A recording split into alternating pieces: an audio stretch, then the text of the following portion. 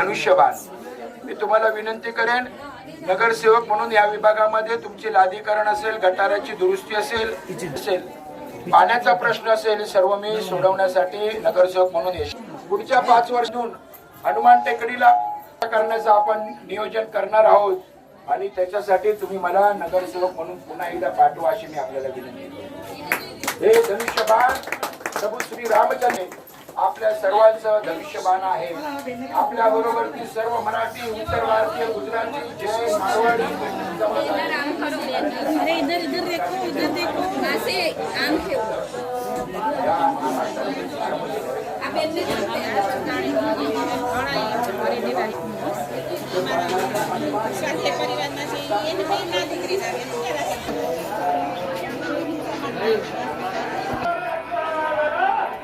आज आमचा शिवसेना शाखा क्रमांक 5 मध्ये शिवसेना RPI महायुतीच्या घरोघरी जाऊन प्रचार करण्याची सुरुवात महादेव हरिदास पटेल चाळ येथून हनुमान टेकडी येथून आम्ही सुरू केलेली आहे आणि ती संपूर्ण हनुमान टेकडीमधील सर्व चाळींमध्ये आज आम्ही घरोघरी मतदारांना व्यक्तिशः भेटणार आहोत आणि त्यांचे आशीर्वाद घेणार आहोत.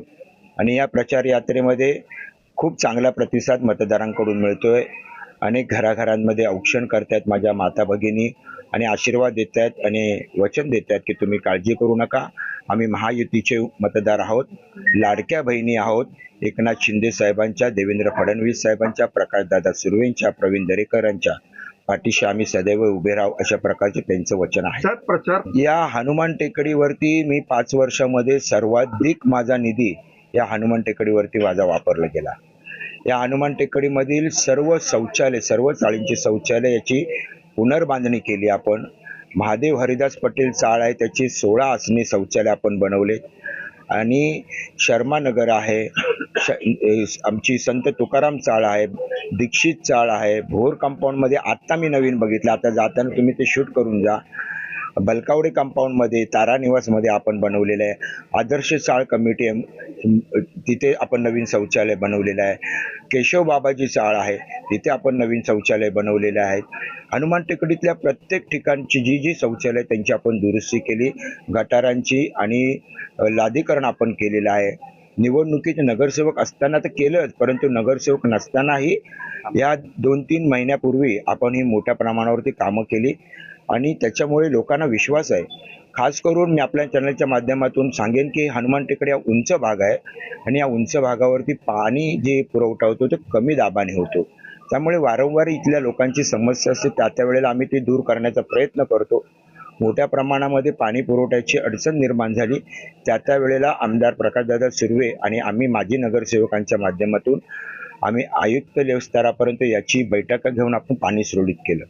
आता माझा संकल्प आहे, माझा निश्चय आहे की हनुमान टेकडीला पाणी पुरवठा करणारा आता सध्या एकच पंपिंग स्टेशन आहे. तसंच पंपिंग स्टेशन आणखी अन्य ठिकाणी बनवून हनुमान टेकडीच्या दुसऱ्या भागाला पाणी पुरवठा करायचा आहे. म्हणजे 50% भाग 2 पंपिंग स्टेशनमध्ये वाटला गेला, विभागला गेला तर हनुमान टेकडीची पाण्याची समस्या कायमची दूर होईल. हा दूरदृष्टिकोन ठेवून मी या निवडणुकीसाठी सामोरं जातोय. त्याच्यामुळे नागरिकांनी विश्वास ठेवावा. मी जे वचन दिलं, जे तुम्हाला आश्वासन दिलं ते गेल्या 5 वर्षामध्ये पूर्ण केलं. आणि विशेष म्हणजे 8 मार्च 2022ला आम्ही नगरसेवक म्हणून सर्वजण आमचा कार्यकाल संपला. दुसऱ्या दिवसापासून नव्हे, त्याच दिवसापासून, त्याच मिनिटापासून मी माजी नगरसेवक म्हणून ह्या विभागामध्ये काम करत राहिलो. कोरोनाच्या काळामध्ये या हनुमान टेकडी वासियांना प्रचंड मदत करणारा मी या ठिकाणचा कार्यकर्ता आहे. माझ्याबरोबर माझे अनेक शिवसेनेचे पदाधिकारी कार्यकर्ते आहेत.